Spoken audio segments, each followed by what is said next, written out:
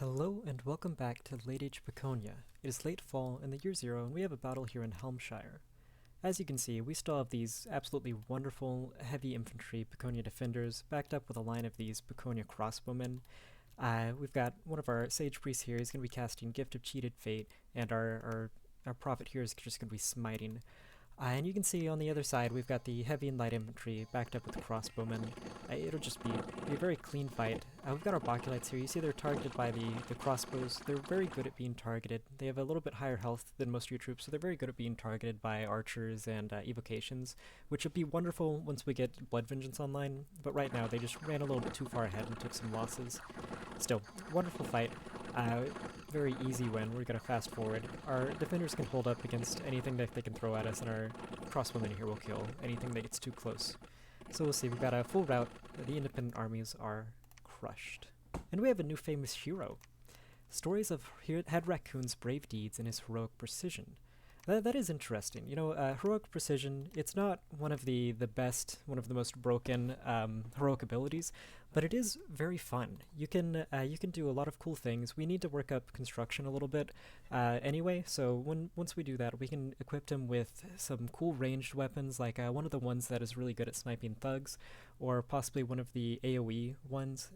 We could even give him one of the magic weapons that lets him cast an evocation, and we can just, turn one, Divine Blessing, equip him with whatever ranged weapon we want to do, and then he can just go to town the entire battle. He's already at Precision 15, two of it's from Prophet, the other two's from the Heroic ability, and as he's in the Hall of Fame, he'll just get even more precise. So absolutely wonderful. And Helmshire here, the battle we were just in, one hell of a province. Look at that, 30,000 population, over 200 income. Honestly, probably a pretty good spot to build a fort. But the problem with building a fort here in Helmshire is that it's going to start taking resources from the Haunted Wood and Gaeta, which we're recruiting our Piconye Sage Priests out of. And since we'll have two forts, our Cap and Helmshire, taking resources out of it, it'll end up taking all of the resources of the province, and these Piconye Sage Priests need at least one resource in order to be recruited, so we'll just lose the investment. Since we won't have any resources, we'll lose the investment that we put in for the temple and lab. And we're going to go ahead and build another lab here in Gaeta lab, and then next turn we can get even more of these Sage Priests, which will be absolutely wonderful. We're going to move Head Raccoon up to Algold here, go ahead and give him the crossbows that met him last time, and we're actually going to move the Piconye Sage Priest as well. I think, yeah, we're getting Alteration 3 here, only 34 RP left, we're researching for 112, so crazy. Yeah, Alteration 3 is going to be got. We're actually going to, on this Piconye Sage Priest here, bury him in the middle of all of these defenders, and then we're going to take his script away. We're not going to give him anything other than cast spells. What they like to do is cast Body Ethereal off script, and we can't script Body Ethereal yet until we have research. But that research will tick over before the battle starts, so off script he'll just Body Ethereal all of these lovely defenders, and you'll see just how tanky, against this heavy cap province, you'll see how tanky these Piconye defenders, while Body Ethereal are. We're also going to make our crossbows in a double line formation. It makes it a little bit harder for the horsemen just to run around and attack it. And there's no ranged fire in this province, so we don't really worry about them being packed in. So that'll be a great fight. It'll probably be even cleaner of a win than one we just saw. Recruitment, we got a whole bunch of crossbows last time, so this time we want to get a whole bunch of defenders. We're getting sages. We're actually going to switch over to these Prester Kings. You know, this is single player, so you don't really need to be too hot and sweaty about it. It might be more efficient just to get more of these Sage Priests, but, let's roll the die. Luck has been very kind to us, even taking misfortune, so let's try to get this 10% random, maybe get something cool out of these Prester Kings. We'll probably get them till the rest of the game. And they are solid troops, you know? They do all the cool things that your Sage Priest does, plus they're Holy 3. And they're, inspirational, so you can lead some stacks with them, and you have morale issues, so getting that inspirational leader is pretty nice. So yeah, we're gonna get more of these Bakulites, as many as we can get, and then the rest we're just gonna fill out with some Piconye defenders. Absolutely wonderful. Yeah, and let's see here. We'll need to pump up the PD of these provinces that we took. Helmshire will be terrible to take, get taken by indies or a bad event, so let's go ahead and pump that up. We'll put it up to 8 to 9 here in Helmshire. It seems like we're out of gold. Next turn, we'll have our Bird Knight commander take all of these defenders we just recruited, along with the crossbows we recruited last time, and we'll probably be able to take out Range of Shadow fairly easily. Then we've got our scout here. Still have not shown where Ulm's capital is. It seems like Utgard hasn't taken too much more of their cap circle, so they should be an easy victory for us whenever we get over there. But we're gonna walk over to this Range of Light. It seems like that's the second throne that we've seen on the main layer here. So a few of these thrones are probably all stuck down into the Underdark, the cave layer that we have. Yeah, you can see even just what little information we have, we already see one of our thrones here. But that'll be fine. We can go down there, eat that throne, and for now we'll see what's defending Range of Light. Hopefully we can show off Ulm's capital soon too. And that's all that we need to do. We'll have a good battle, and then next turn we'll be able to take the throne. So let's go ahead and send it.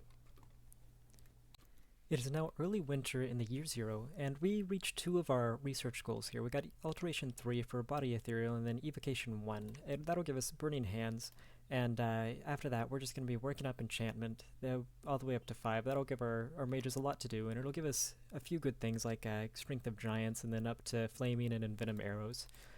And one of our crippled units died on the march. That's not a big issue. And we have the battle here in Aldgold against the Heavy Cav. We've got our Piconye Sage Priest right in the middle of all of these defenders, and he's off script. He's casting Body Ethereal just like he should. Over here we've got our Heavy Cavalry and the Heavy Infantry running towards us. We'll go and fast forward until they get there. Our crossbows are inflicting decent losses now that we've gotten a good mass of them. And, you know, this is something you need to look out for. These heavy cavalry have gotten off to the side and started hitting our crossbows. You don't stretch out very far on this nation since you pack in so densely, so you really need to watch out for and plan for people to flank you and, you know, just get into your back lines. We'll go and fast forward a little bit longer. Yeah, it looks like these heavy infantry are also getting back to our crossbows. It's not a huge deal. You also see, yeah, Burning Hands. Whenever any troops are in melee, another thing they like to cast off script is Burning Hands, and that does AoE 15 fire damage. So you end up just deleting tiles at a time anytime these Piconye Sage Priests get into melee. Yeah, right there. It did. You can press V to see everything that they did in the battle. You see right here, it did 5 points of fire damage and another 16 points of fire damage, which is what took out these 2 guys who were swinging on our Sage Priest. Looks like our crossbows did end up routing, but with Body Ethereal defenders, there's really nothing that's going to break them. They've got a decent morale, and then they've also got 17 protection, 20 defense, and then anything that does end up hitting them is just 75% of the time going to be ignored by Body Ethereal. So just wonderful, wonderful troops, wonderful buffs. Our Sage Priest did rout, which is the only thing that scares us. It might have died in the retreat. They don't have good morale, and the retreat roll is a morale-based roll. So a complete rout, it's because the defenders were able to hold them in place long enough for the crossbows to just massacre them. So let's check out the retreat details. We lost 20 of these crossbows in the battle. Doesn't feel good, but these defenders, we lost practically nothing. 13 of the crossbowmen died in the retreat because 33 dispersed, only 20 made it back. Our Piconye Sage Priest retreated successfully, which is the only thing we were worried about. So we've got all of our defenders here on Head Raccoon, but we've got our Piconye Sage Priest with all of the crossbowmen. So we'll go ahead and take our crossbowmen here on our Piconye Sage Priest, meet up with Head Raccoon, and for the turn, the Head Raccoon is just going to preach the teachings of God. Go all the way up to PD 10. Let's finish off the rest of the province defense in these that we couldn't afford last time. And now we've got our Bird Knight commander with a whole bunch of these crossbows, a whole bunch of our Sacred Baculites, and a whole bunch of these defenders. That should do very good work in order to take out this Range of Shadow, which we pinged last time. We know there's no mages or anything. And we are going to go ahead and take a few of these Sage Priests with him. We'll take one of the Astral 2s along with a Fire 2. And we'll go ahead and script it just like we did the other Sage Priest with a bunch of Body Ethereals into these melee troops here. So line formation on our Baculites with line formation on our defenders. The Baculites are the same speed as our Spearmen, so they'll line up at the same time if you script them just like you did the Spearmen, where it's 5 further back from the defenders on hold and attack, and then the defenders just on attack. And then they'll end up lining up perfectly at the same time whenever they're fighting these independent armies. Our crossbowmen, we do have crossbows to worry about, so let's go ahead and put them in a sparse line on hold and fire enemy archers. And we can take our lovely lovely sage priests here, just put them in the middle of these defenders, have them cast some body ethereals. We'll have our lovely Bird Knight commander on stay behind troops. So yeah, just cast a specific spell, body ethereal, XXXX. So it's all, if you press X, it'll repeat the last spell you cast. And then personal Iron Skin, that's another thing you get at Alt 3. We'll do that as the last slot so they don't die to a random crossbow bolt. And then we can click Control 1, and then we can copy and paste the next time we press 1, just the last script we did. So a bunch of body ethereals, and then just Iron Skin. Cast spells, stay behind troops for our Bird Knight, and this should be another very easy win. Let's see. Recruitment, we're getting more of these Prester Kings. We've got all of our crossbows and our defenders meeting up right there. We're going to recruit more of these Baculites and defenders this time around. We've just got another 2 commander points. We're just going to lock in a Sage Priest. And then our defenders, we can afford another Baculite, so let's go ahead and do that. And we'll just drain our recruitment points until we can get as many defenders as we want. Recruitment, we can get Sage Priest out of Gaieta now, and Michael here is just gonna go ahead and move. Actually, he can research right here, and somebody else can give him a couple of troops. We'll give Michael and one of our other Sage Priests a bunch of defenders next turn, and they'll be able to take out this heavy cap province easy. Looks like Tianchi has also gotten all the way up here to border us, so we do need to watch out for them. So Range of Shadow, we're getting another Sage Priest here in Haunted Wood. And this should be everything we need to do. Our scout did find Ulm. If you press enter, it'll take you to the next commander that doesn't have orders. But yeah, we now see Ulm is right here. He's right on the coast, and he seems to have just taken a little bit of a snake for his expansion path. He also has one of these thrones in his cap circle. It seems to be just warrior illusions, light and heavy cav, and a sorceress, so it'll be a little bit harder for him to take. He'll probably have to wait a while to take it. And Utgard has actually gotten all the way over here to Evergreen Forest. So let's just keep uncovering the Fog of War. We'll run all the way up here next to Man, see what's in the thick of this Fog of War here. And that should be everything. We've got all of our recruitments. We're looking at Perina. That's probably going to be our first fort location. We could go ahead and start a fort here in Aldgold. It's pretty good. It's Plains River. This one's mountain farmland, so it probably doesn't have it doesn't have better income than Aldgold most likely, since the river is going to increase it quite a bit. I think instead of preaching, we've got 600 gold here.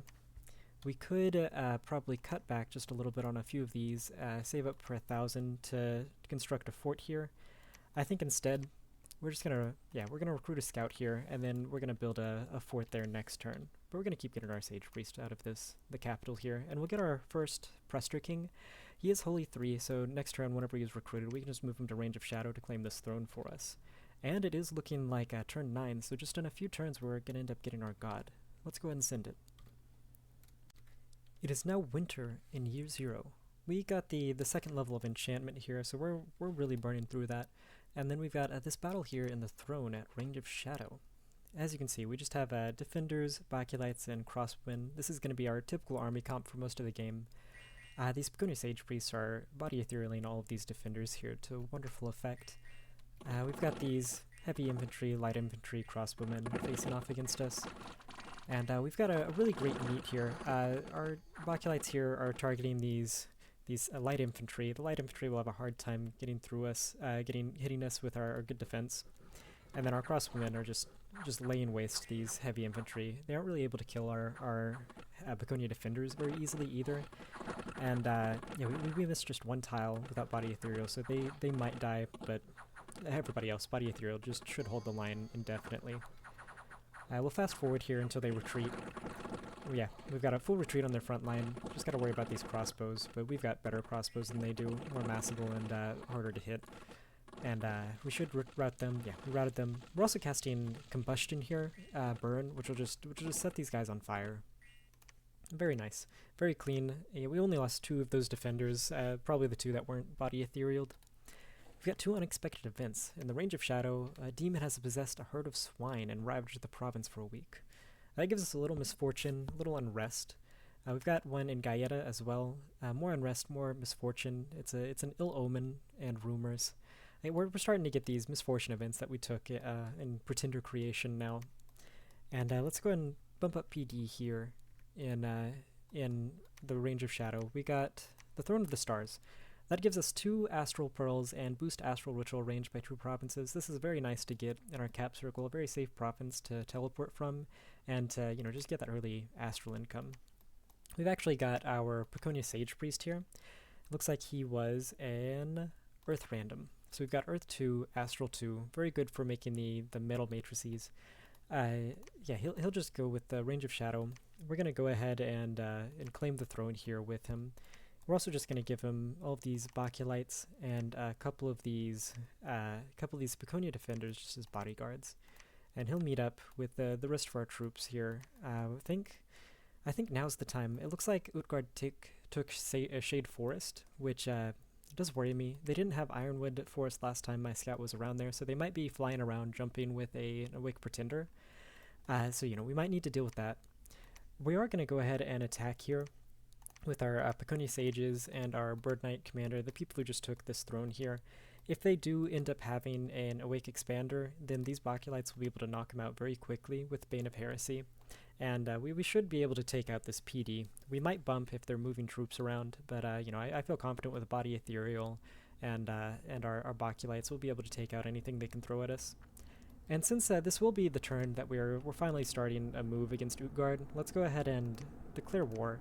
And then Tianchi, it would be a big problem if they backstab us and start eating at us while we're trying to eat Utgard.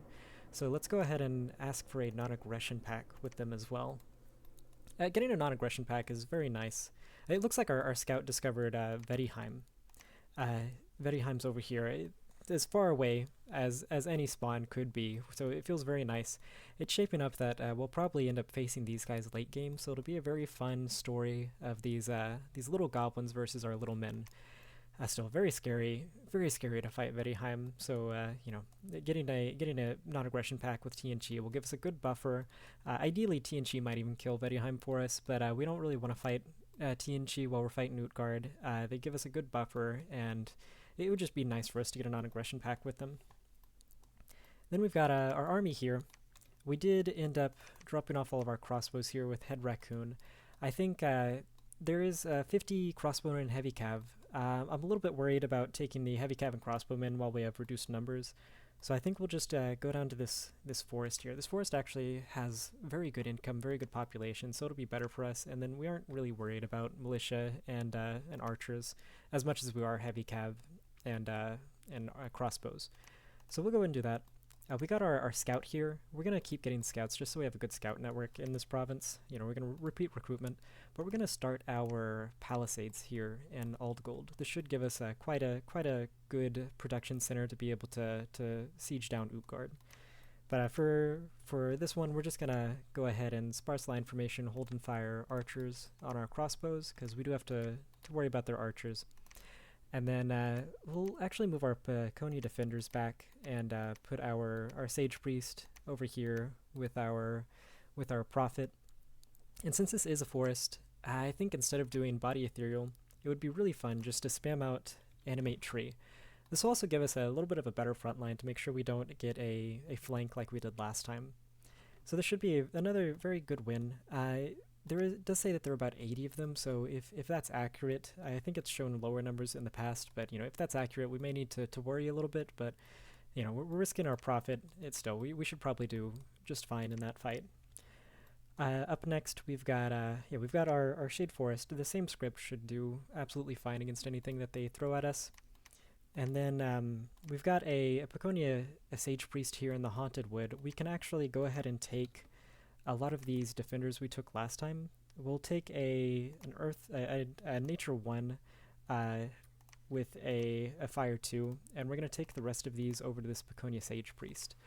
And what we can do is take all of these Piconye defenders that we just got, set them all to Guard Commander, cast a few buffs like Body Ethereal, and we'll actually be able to take out Ulfina here with almost no losses and only 15 troops. So you'll see that. It'll be very cool. And the next turn we'll script that, and then after that you'll get to see the battle. And then that should be all of it. Yeah, our scout is just gonna show us. Hopefully we can see the capital of Vettiheim and get a little bit more intel on them, and just keep chipping away at this fog of war. Recruitment. Yeah, we don't need to pay for another Piconye Sage Priest, since this is taking all of our commander recruitment points anyway. We're gonna get a bunch of these Baculites. Whenever our god comes on, they'll be very good for Blood Vengeance, just to make people pay. And we're gonna keep getting these Defenders. Like I said, you can do some cool stuff with just Defenders and Sages. And we'll go ahead and send the turn. Next time, we will go to war with Utgard. See you then.